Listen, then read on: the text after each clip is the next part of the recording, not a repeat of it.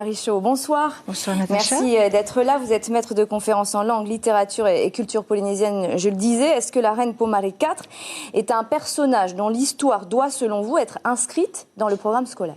Inscrite, oui, en ce sens que c'est une une reine, et donc une femme, et c'est plutôt rare que dans une histoire océanienne, une histoire polynésienne, qui est une femme de cette envergure, qui soit, comme on dit, dans l'histoire et portée au point de la mettre dans les programmes d'histoire de nos enfants.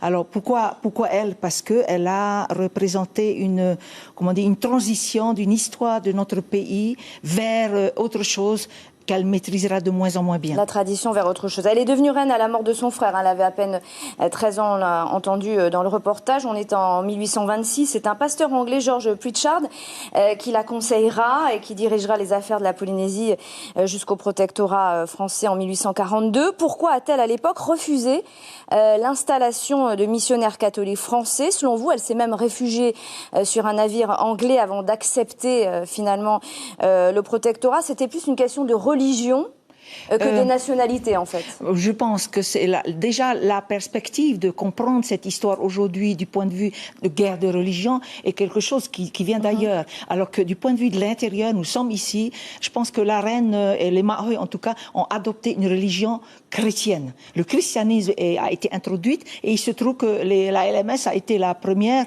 qui soit venue à la rencontre des Polynésiens considérés païens à cette époque-là. Et lorsque les pères Laval et Carré sont arrivés à Mongarewa en 1834, une religion était déjà implantée. Le protestantisme voilà, était déjà là. Qu'est-ce qu'elle symbolise, cette reine Pomare IV, pour vous? Quel est le message qu'elle porte encore aujourd'hui? Je pense qu'elle représente des valeurs. Elle représente aussi une généalogie. À travers son histoire, on peut se rattacher à elle parce qu'elle est de souche aristocratique, voilà. Et c'est plutôt une bonne chose pour nos enfants d'apprendre leurs racines, d'où viennent-ils, en dehors de cette histoire de Pomare. Et en plus, elle a vécu à une époque où peu à peu la marche vers la colonisation, donc vers l'ouverture vers l'extérieur.